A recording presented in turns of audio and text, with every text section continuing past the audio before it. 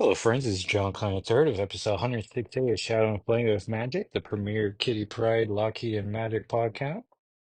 And today we're going to review X Factor X-Manhunt Parts 4 and 5, Hunt for Wolverine 1, and then the rest of the comics that came out last week. So let's get excited. So, last we've gotten X-Manhunt Part 4, which was X-Men 13.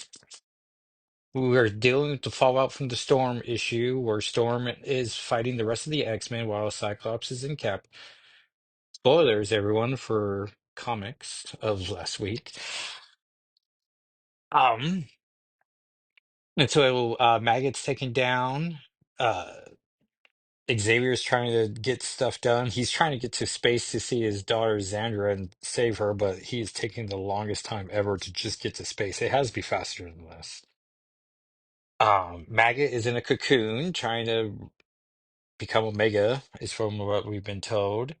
Uh, Eternity is still using Storm's body, and it takes Psylocke threatening to kill Maggot before Storm takes over her body again. And which just seems weird. So, like, Eternity will get a lot more done if it just worked with Storm and made a partnership. Uh, Psylocke gets this great moment of calling, because Storm wonders if Psylocke really would have killed Maggot, and Psylocke says, of course she is, she's a monster. Which, if anyone's calling someone a monster, you think it would have been Idile, because that's her whole thing about mutants are monsters, and, whatever happens, happens. But it'd be nice if that then falls out into, future issues where Psylocke and Magic or Psylocke and Idile get more like a friendship's going. Because I would love to see Psylocke, Magic, and Oya working together. Because it feels weird calling her Idile. But also it feels worse calling her Temper, even though I get it's a steel metaphor, but I don't know. I'm still not on board there. And then we get to X Factor 8, and I would say each issue is getting better with each new part. And so part 5 was X Factor 8, which has two more issues to go. And you think it wouldn't be so rare for like two of my top 10 favorite characters to like interact with, but Forget Me Not is in this cast, and so just any interaction he has is amazing. And he gets to actually get one over Magic, which is impressive. As someone's charging Magic, she opens up a portal, and Forget Me Not pushes her into her side of the portal, which begs the question of like when she opens a portal, like what is on both sides? Like the one side facing the opponent is clearly going where she wants you to go. But then what's the side that she's facing? Because clearly it's not just a portal straight to her. So like does she have a portal where and sometimes she opens up portals and she throws a fist through it and punches you, like the spot. But what happens? I don't know. And we don't see her at the end of the issue. So like, what happened to her? Because you think she'd been caught by surprise and then came right back to the fight, but did she just take the opportunity to be like, "Well, I'm done here," and then just never showed up? Meanwhile, Xavier convinces Frenzy to come help him out, but first to grab Havoc, which makes me feel like Xavier actually didn't convince Frenzy, but just took over her body and brought her, which I imagine would have been very triggering, as that's what Jean did to her at the eve of destruction. But it feels like that's exactly what Xavier would do. And oh yes, Xavier is looking for the last Krakoan egg, which Cyclops stops him from touching. And he talks about Hope. So it's like, is the last egg Hope Summers? Because I find that very disappointing. And they're also the story taking place on Utopia of all locations. And um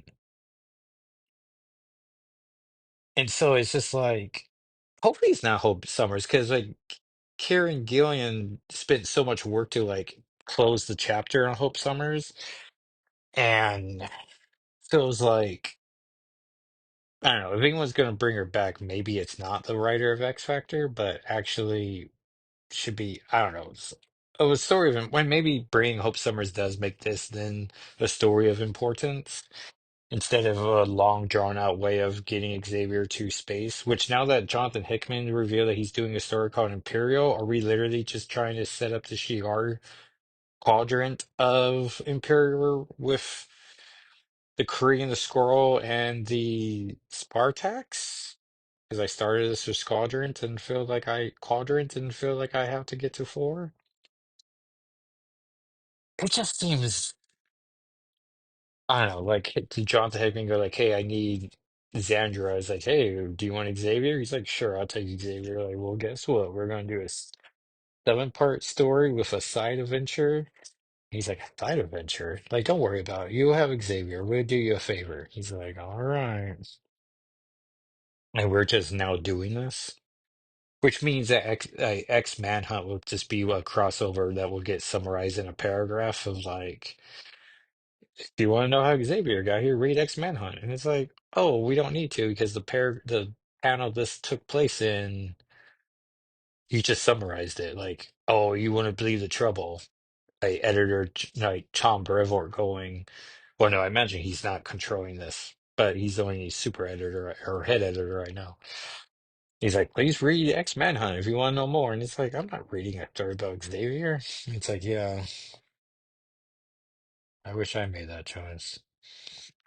Even though I'm saying this is better each issue, but honestly, Xavier getting to space, it can't be that hard to just get a spaceship and go to. I mean, can I do it? No. So maybe it is harder.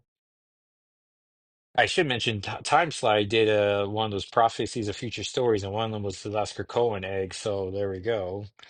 And if it is Hope Summers, does that mean resurrections can come easily? Or is it Xavier, like a pure Xavier, because he is currently dying from it? But if that's the case, then why don't we have an egg of Magneto where he's pure again and he's not dying from the resurrection disease? And wouldn't Xavier risk doing that when he gets? Plus, who puts Xavier's conscious into the egg? Anyway, so I don't think it. And then, like, what? Xavier's just been keeping Hope's brain alive? Oh, actually, maybe that's why he had to grab the helmet so that whoever they brought back, he has the helmet to bring him back. Oh, maybe this is a more clever story. But also, it's about Xavier getting a space. Like, just get a space. Anyways, there was a lot of comics that came out, and I honestly, at one point, I was like, this is too many comics, and some of these were like, eh. So, um, next we have Amazing Spider-Man 69 as we're wrapping up the eight deaths of Spider-Man. We see Doctor Doom, the Sorcerer Supreme, and Doctor Strange, just medical Doctor Strange. And we're shown yet another example of Doctor Strange just being completely lame and is surprised he's ever going to get Sorcerer Supreme. I know he's going to become the Supreme of Asgard, but that feels like that has to be insulting to whoever Asgardian deals with their magic side. Or they're just like, magic to us is like Chinese people calling Chinese food Chinese food. Like, no, it's just food to us, and magic's just magic to us. Like, we don't, like, the Enchantress is cool, but magic's not 20, right? It's only 20% of her personality. She's not naming herself after magic. Like, only a coolest of cool can do that. Anyway, so Spider-Man tries to get together and fights it. Um, and you know what? I was supposed to put a pause between this, but Magic shows up in this for like one panel, and then like the X-Men show up for like three more panels. But um, I strained my eyes trying to look for Magic in any of the other panels, but she was just there to establish like, hey, Magic's still in here. And then the issue ends with Spider-Man turning into a Juggernaut with the spider, what like the spider motif of a Juggernaut, which really feels like a moment that's like, hey. Like it's gonna be a footnote of both their histories. Like that time, Spider-Man was Juggernaut, and that time Juggernaut had a Spider-Man motif, and it's just like, all right, this is what we're doing. Like you can just tell Toy Biz is gonna make this toy in a year. He's probably gonna be able to build a figure and be like, "Yo, hey, remember that time?" Like, yeah. And it felt like this was the end result. This, $100 investment, which sounds like it would be something that would happen. So that was all the magic content. So let's get to our hunt for Wolverine, which will make sense towards the end. So bear with me on this. And I got this from Mile High Comics. It's a very good condition. And flipping through this, I cannot tell the difference from this and the near mint copy. So if you're ever buying comics from Mile High Comics, which I highly recommend, especially if you want $60, at least $60 worth of comics, because then you get free shipping. So you should always at least spend 60. And hashtag not a sponsor, but would love a sponsorship from Mile High Comics. Um, but we were worried, like, oh man, the new copy would be $40 and the very good copy's $10. Treat yourself to the $10 because I couldn't tell anything that was not supposed to be there. So this came out in June of 2018.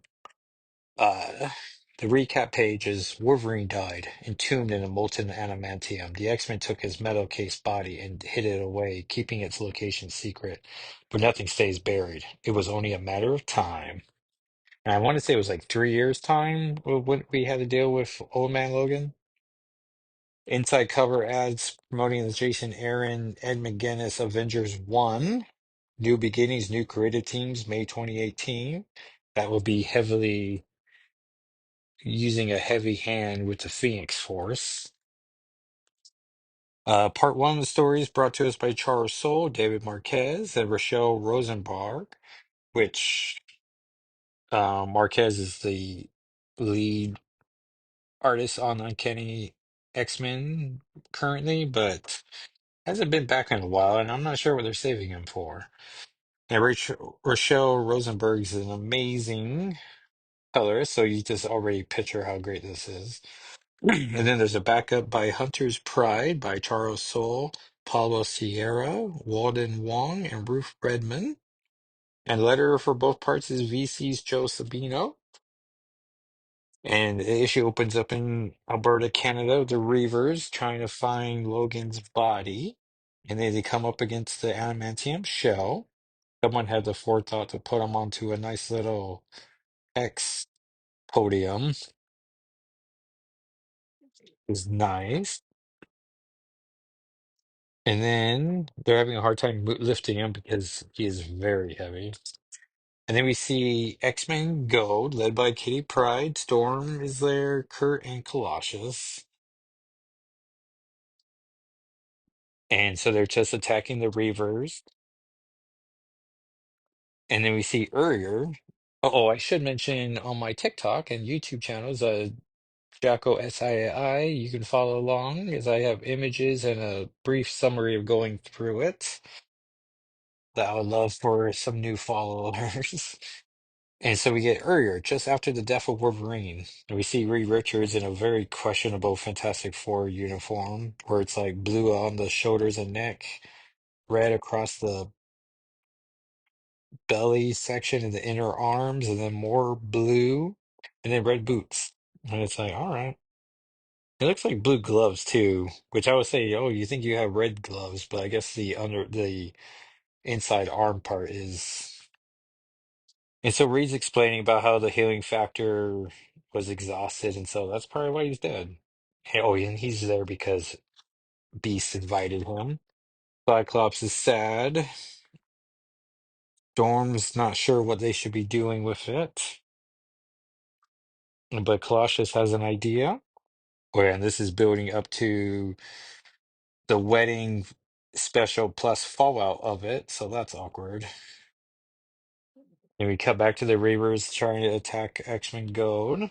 Kitty's doing a great job as the Reavers, so her mutant power um short circuits many of them.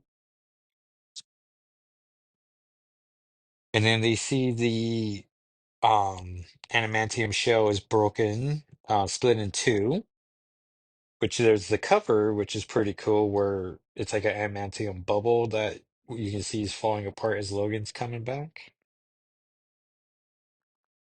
And then we see before in Kitty Pryde with her longer hair, because when X-Men Gold starts, Old Man Logan is part of the team, and she's wearing her high pony.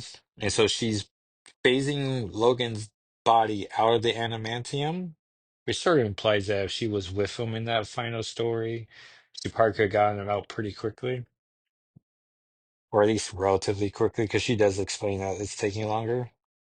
And it's pretty cool. And this is the Kitty Pryde, the pointy shoulder pads, compared to her X-Men Gold outfit that's a little more streamlined. And now I'm trying to flip back and see what the differences are.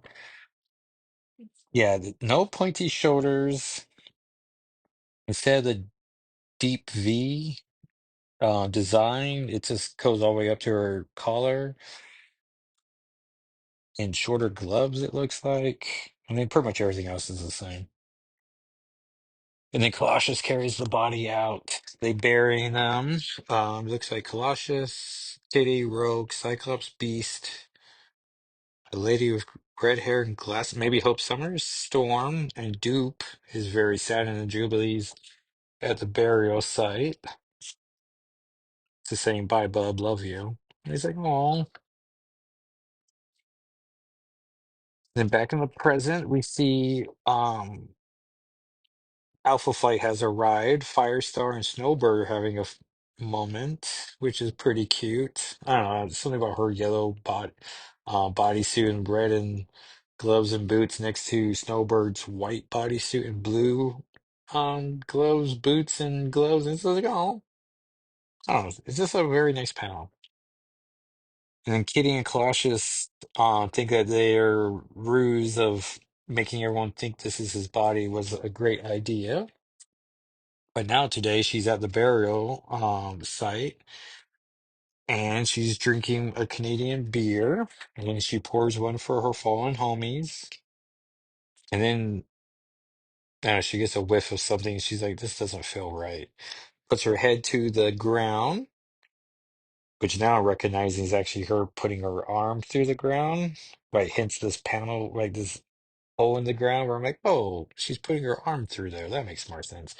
And then she realizes she was an idiot. And of course, someone came and took his body now, right now. And Logan is back. If I was hunting for him, I would have found him because I'm looking right at him. He's in an all black bodysuit that looks like the gloves just come with the shirt and the pants come with the boots. And he's just put his claws into a businessman, as he do. Guess we can't really tell if they're adamantium or not, but if they were bone claws, I mean, job done. The X-Men are now peering through the gravesite and realizing, yeah, it's empty. Where is he? Oh, yeah. And then we get a panel of him just sitting there, pops his claws, sort of in the exact same position as the statue, which, maybe he held it for so long that, just sense memory.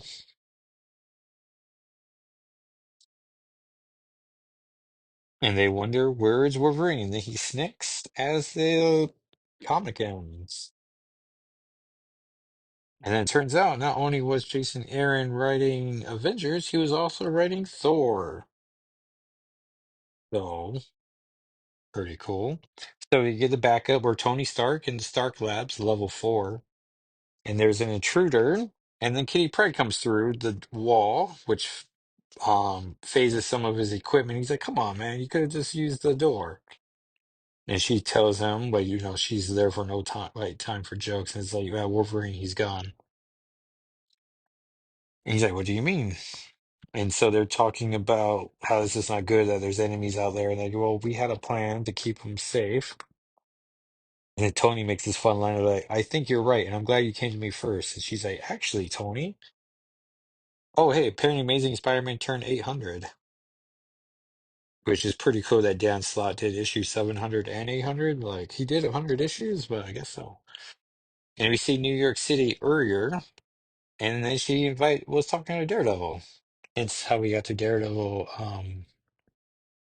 Which I did go to League of Comic Book Geeks to see if there was more better Daredevil comics I could have found. And he was on the cover to Secret War 5, but I'm pretty happy I didn't choose that because next year we are getting the Secret Wars movie, and might as well do that for one of the issues, right? But also, we have plenty of Battle World comics I can easily pull, so I don't know. So now I'm talking about it. We can do one of those issues, and then we can do the three-part uh Star-Lord and Kitty Pryde series, and that'd be 4 issues. That could be fun. Though I probably should do one of the Secret Wars issues because I want to say Ultimate Shadowcats in issue one, and then that was it. I don't know. I guess there's options because if they ever make a Star-Lord movie, which I think there's like preview art of him sitting with the champions or the Young Avengers, whatever they call it. So it's like he's probably not going to get his solo movie. Plus, do we need a solo Star Wars movie? Probably not. Unless it's Kitty Pryde Star-Lord. Maybe. Though I do appreciate that all these X-Men casting rumors was like Kitty Pryde's always in that list. So it's like, hey, I'm happy about that. So she's coming to Daredevil who's sitting on top of a gargoyle. Well, I guess it's not a gargoyle, right? Because gargoyle implies water spitting out of his mouth. I don't know what it's called when it's not that. All right, you really only have three options here. Either someone took Logan's body, or he has never in that statue in the first place, or he got up and walked away. Yeah, well, yeah, Daredevil, we figured that much out ourselves. I was hoping you might be able to help me figure out which one is was. With Madrox gone, the X-Men's investigative roster is a little light. Kitty Pryde, I am in. Logan needs to be found one way or the other, but even more than that, man, I love a good mystery. It's like, oh, Daredevil, you're so silly. And then Tony saying how he can get the Avengers together, or yeah, he has a perfect team to reunite. Meanwhile, in Japan, Lady Deathstrike's killing some fools as she's trying to figure out what's going on. The Despicable Deadpool is turning 300, written by Jerry Duggan. Oh, Penny was on the title for half a decade, which I guess is how you would describe a 5-year run. And so Tony's going to assemble Luke Cage, Spider-Man, Jessica Jones, and they're going to investigate Wolverine. So she's like, great, see you later. And then she's going to assemble her own team in Alberta, Canada, a ladies' squad of Psylocke with Betsy the body. Jubilee Rogue in a very interesting outfit where it's a green tunic with the X, a white X right underneath her boobs. So it's like, all right.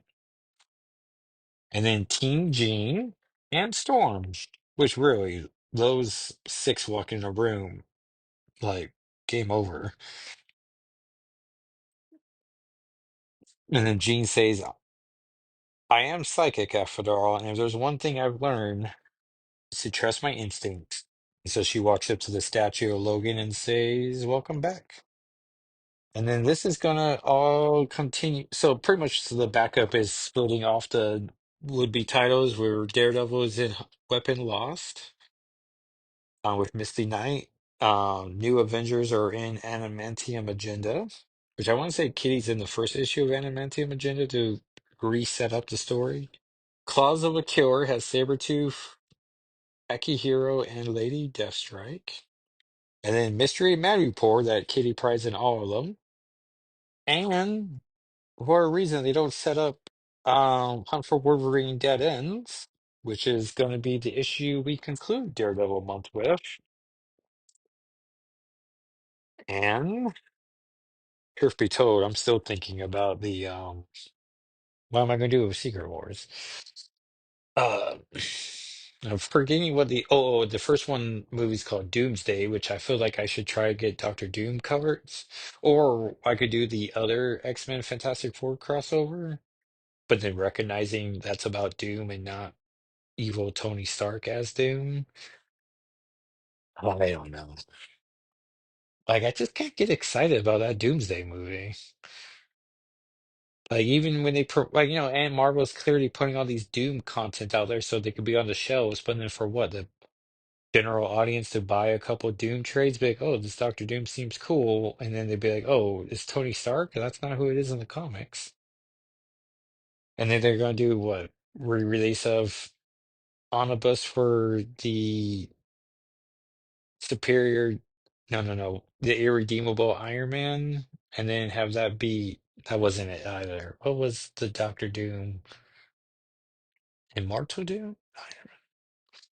Right, we're in Doctor Doom. Was it Iron Man for the reverse switch of like, oh, there's an Iron Man comic and it's Doctor Doom. Like, all right. The infamous Doom. I would never have stumbled onto that. I don't know. And I know it's a big nerd thing, and people are just like, Robert Downey Jr. back in the MCU. Fantastic.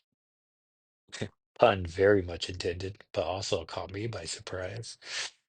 Um, and so yeah, it's just, and I'm sure, I mean, we're gonna see the movie. Like, who am I kidding? But it's just like, just so you're gonna start the movie, opening credits, business, and just like you're just waiting for the official, I am Iron Man, but you can call me Doctor Doom, and it's like, or he's gonna be like, I'm Doctor Doom, but you can call me Iron Man. Right, it's just like one of those lines is gonna be in that movie.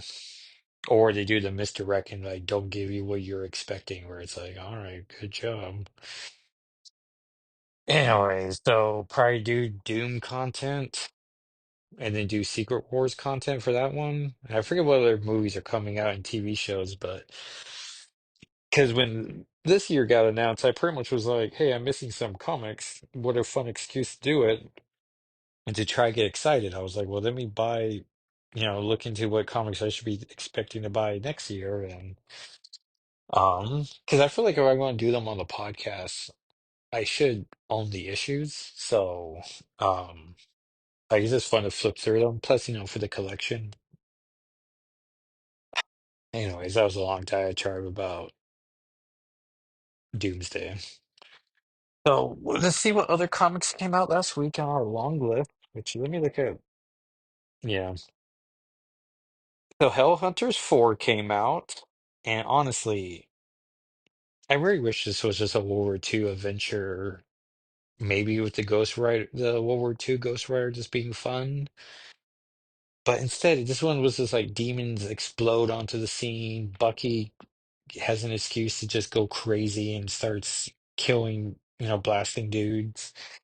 And and it's like a big epic fight for like half the issue where I'm like, oh, and so issue 5 is gonna be even more high octane action. Like I just this was one of the issue comics that I think I read too late in the day and was just like, this is I shouldn't have I should have planned this better or spaced that out better. In Hellverine 4, full mommy issues. It was very new reader friendly though, as Akihiro is fighting the Mephisto spirit of his mother. Um, and then he thinks about how Ronimus killed his mother before while and then he was ripped from her stomach. So if he had to kill Macbeth, he could totally do it. Which I didn't know. Which is interesting that Ronimus is currently in the Wolverine solo series where he's trying to eliminate all adamantium. And I suppose Hellverine's skeleton isn't adamantium laced, but hell based. And so maybe that's why he's not in that storyline.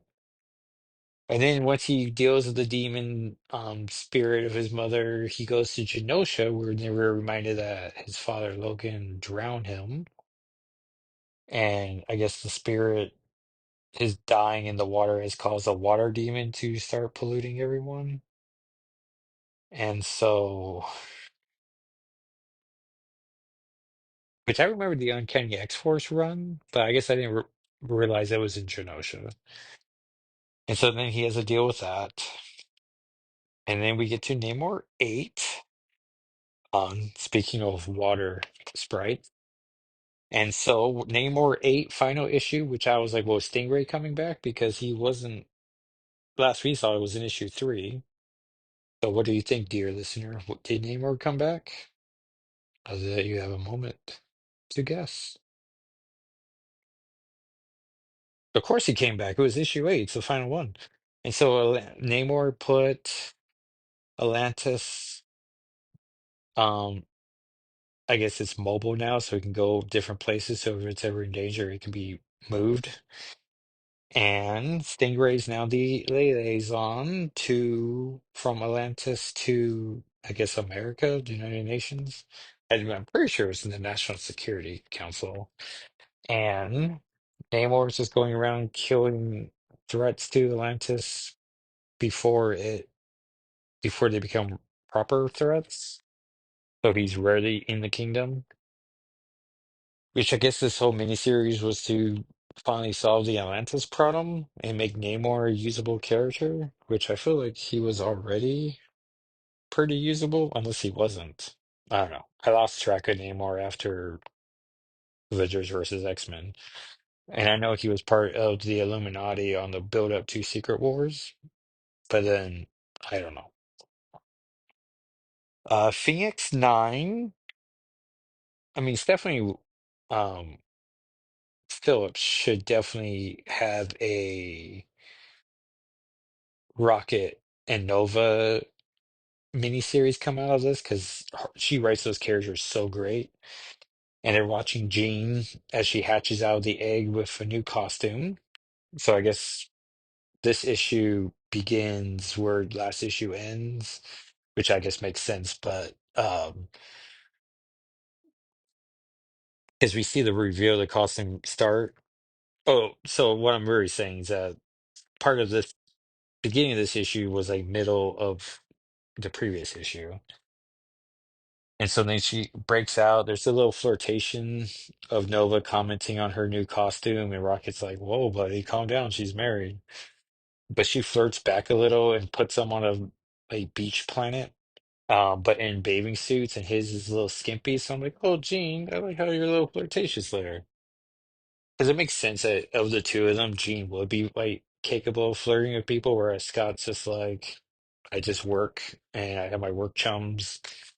And if I start talking to a woman, I'm pretty quick to be like, I talk about my wife. And maybe that's me projecting because pretty much whenever I meet someone, male or female, I'm pretty quick to start talking about how I have a wife and a kid.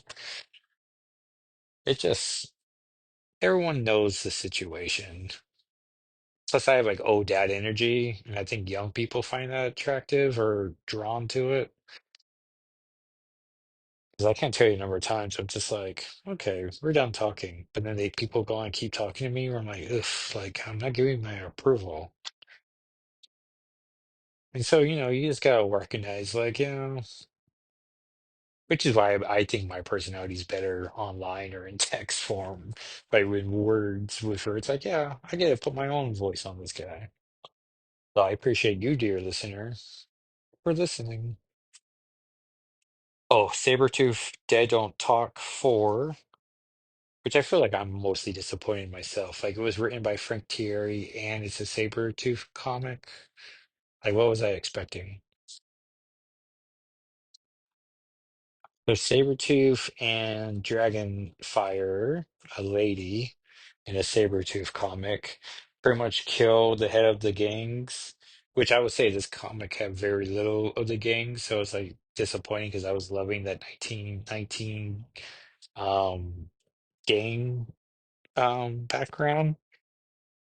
And so of course they're sleeping in bed. She's like, "Hey, we should go to the Savage Land. Like, we deserve that." And also, like, we should get out of town before whoever's the next kingpin is going to try to take over. Like, we don't, like, we did it. We got the money we wanted and we're good. Dramatic turn, page turn, and we see that Dragon Lady, Dragonfire, of course, is dead, like super dead, like body split apart. Sabretooth wakes up covered in her blood, and it's like, oh, was Sabretooth having a night rage or something? And it turns out, no, the people who killed her were about to kill him. And so now he has to kill them. And it's just like, can we stop killing women in Sabretooth comics? Like, I feel like I allowed myself 3 issues in to be like, oh, this is great. This is everything I want in a Sabretooth comic. And then it's just like, oh, that's right. It's a Sabretooth comic. It's written by Frank Thierry, who I generally like, but oh man, I knew not to get attached. Like, obviously, I shouldn't have. And yeah, she was a character in 1919, but realistically, she would be dead anyways. But couldn't she have just gone to the Savage Land and been like the love that got away from Victor? Because Logan would never have killed her, because that's not what they do, or not what he does. I don't know. I was just like, come on, really? So, do I even read issue five? I sort of have zero interest in it. I don't know. And is issue five the last, or is there a sixth issue? I'm tempted to just give up on it. And so maybe this comic and then reading Hellhunters afterwards did not do Hellhunters any service. And then we end on West Coast Avengers 5. Flag Smasher, the evil Hydra Cap. Um, Maybe redundant to say evil and Hydra in the same sentence, but I feel necessary. Grant Rogers is Flag Smasher. He accuses Firestar of being lousy, and that's why Krakoa fell. And then she defeats him pretty quickly after that. And then she tells him to shut up and that Krakoa could have worked. And it's like, it really could have worked. And this is written by Jerry Duggan. So I feel like, he probably has some unresolved, like, I didn't want it to end that way either, or at least not quickly like that.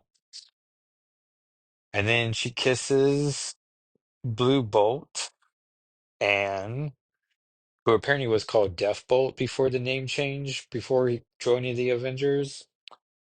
But she recognizes her alcoholism is getting out of hand, and so she's gonna leave, which I'm hoping she's only gone for one issue and then comes back saying like, "Hey, I'm in treatment and it's a slow process." But also maybe issue six starts and it's already been a month and she's been like, "Hey, it's over for a month. I'm ready to be on the team again."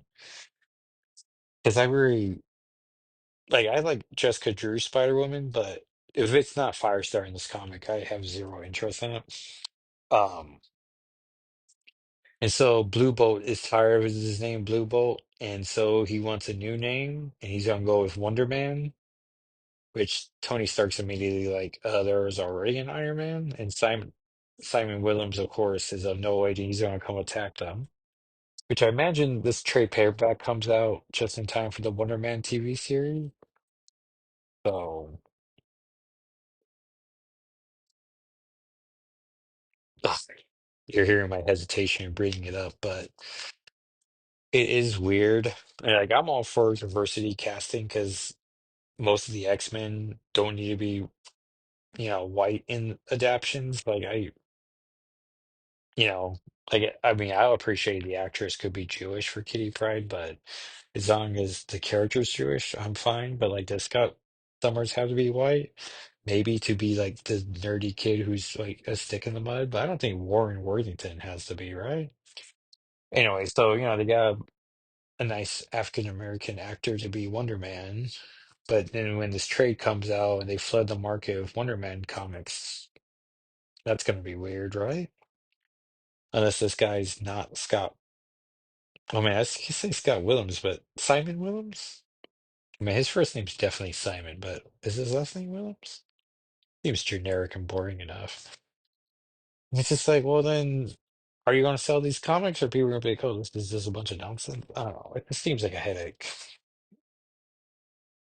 because they're definitely not going to turn him. And Blue Bolt is a white guy too, so even changing his name to, or maybe this is all nonsense, and then a third character is going to show up who matches the MCU version for the synergy, and I don't know. It just seems like does the world need a new Wonder Man? I don't think it does. Anyway, so those were the comics of last week, and then this week we get X-Manhunt Part 6 with X-Force 9, which is its final issue. And good riddance to this series. Like, I love Rachel and Betsy. I mean, I'm a big Retsy supporter, but a series where Forge leads a team around solving world problems or problems around the world, because there's a difference there. Like, I mean, I like Sage, and I guess this tank mystery was supposed to be compelling, but it's not. and they killed off Surge. I don't know. It's just like, who is this comic for? So hopefully Rachel and Betsy can be in a comic. I would love Rachel to be in Exceptional X-Men. Like, can we do that, please? I heard rumor, I guess she's going to join the Phoenix title, which makes sense, but then where does Betsy go? I don't know.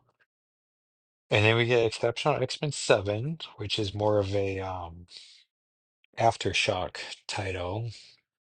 And no, they're calling it collateral damage. So it's part of the crossover, but optional reading. And it also means it doesn't get a Phil Noto variant cover, which I find irritating. So let's just see what's going on there. Magic 3 is also coming out, so Fun Exceptional X-Men and Magic being the same week. Ultimate X-Men 13, which I saw the translator of that series is talking about how it's supposed to be read as a 100-page tome, so we're barely even in the third of the story. So I'm like, oh, all right. It's definitely a choice. Um, I mean, I love every issue, but clearly it's getting complaints. Then we get Psylocke 5, TVA 4, which honestly, I love the Gambit and Ultimate James Hudson, Wolverine, Poison characters, but that TVA stuff, I don't know. One War Under Doom 2, so that crossover is still happening. Hopefully it's way better than issue 1. If it has a Doom style T-Rex, it would be pretty solid, but or more Storm content. I think there was an arc comic where that came out in a heavy week, and I was just like, this isn't connecting with me. Deadpool Wolverine 3, which I'm only really reading for Joshua Cassara's amazing, incredible artwork. Cable Love and Chrome 3, which hopefully we're getting more Avery content. She's slowly dying in issue 2, so hopefully she's just as strong in issue 3. Avengers 24, that continues the Black Cat storyline. And yeah, that's everything. So look forward to X-Force 9, Exceptional X-Men 7, Magic 3, top tier comics, and then Avengers, Cable, Psylocke, Ultimate X-Men, which probably should be in the top tier. And then Doctor Doom, TVA, and Deadpool Wolverine. Yeah, so pretty solid week. Was it three, six, no, yeah, 10 titles compared to three, six. The one more comic next week than last week, but honestly, Exceptional X-Men 7 and Magic 3, those are the comics I'm gonna be raving about.